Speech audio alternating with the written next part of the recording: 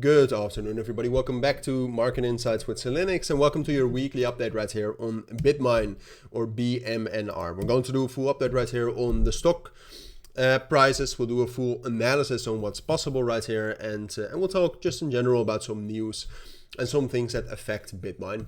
So let's get right into it. If you're new to the channel, then first of all, welcome.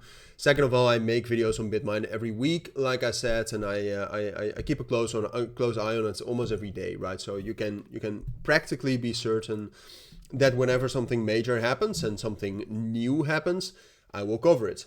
If you compare the video I made last week to the prices where we are right now, if you watched my video last week, you would have still been 100% prepared, all right? Because what I said last week, let me quickly close some tabs right here. What I said last week is that I thought it was most likely, if we look at the 12-hour time frame here, that Bitmine is going to eventually break above its main resistance level, which is right here between $65 and $68.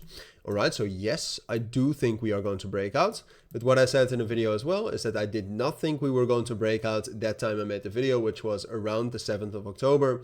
And I thought it was more likely we would kind of compress against it and consolidate below it, which is basically the same thing, before we would break out a little bit later. And I still think that. And honestly, a lot of people right now are calling for Bitmine to drop down lower because of the selling pressure and the bearish pressure in general in the markets. I have a little bit of a different opinion on that, but we'll talk about that in a moment.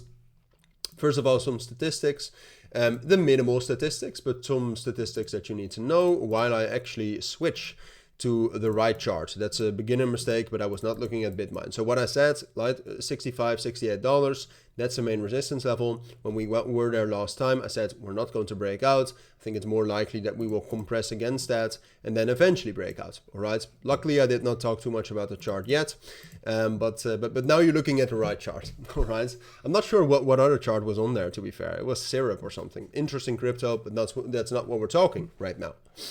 So. Some statistics. Ethereum Treasury at this point of time, Bitmine is holding about $12.5 billion in Ethereum.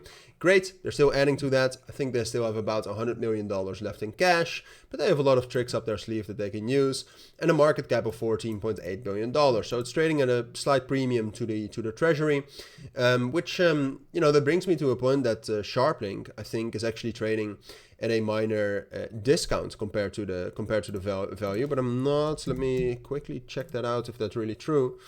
SharpLink is actually trading at a relative discount compared to the value. So I'm not certain if you're very loyal to Bitmine versus SharpLink Gaming, and obviously like this being at a discount is as much as a positive thing as a negative thing, but that's interesting. Definitely a stock to keep your eyes on as well. That's performing significantly worse, and that's also personally why I have a little bit more faith in Bitmine. Like, yes, it's trading at a premium, but that also means that there's a lot of strength and a lot of confidence in the stock.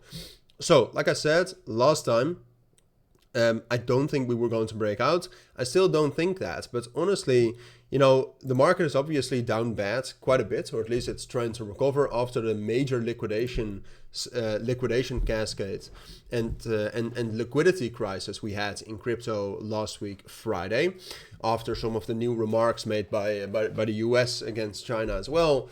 But honestly, if there's one crypto, and that matters for Bitmine, if there's one crypto that actually has held up relatively well and actually got some strong momentum as well over the course of, since Sunday, it's Ethereum. All right, Ethereum at this point of time is actually relatively strong. And that's also reflected in ETH BTC, something I care about a lot. What you can see right here is that, first of all, we found major support. And now we are trying to break the downtrend. So if we would be able to break that downtrend, right, which we haven't done so yet, but then we actually have a realistic chance that Ethereum starts to rally again. And I would argue that most of the financial markets at this point of time actually are recovering very, very well since last week Friday, which would greatly increase the chances of Ethereum rallying, or at least crypto becoming relatively bullish, and with ETH being relatively strong against the markets, that's amazing news for Bitmine as well. So I actually do think, while a lot of people right now are becoming more and more bearish on Bitmine and crypto, I actually think it's most likely we're at a major support level right here. We'll be able to hold that. We'll be able to rally albeit slowly, but we will be able to rally back into $65 and $68. And I think it's a matter of time before we break above that as well. Now, if that's in October or if that's in November, I don't know. I'll keep you updated on that. But honestly, at this point of time, I said this last week as well, a lot has happened, but I still think this is most likely.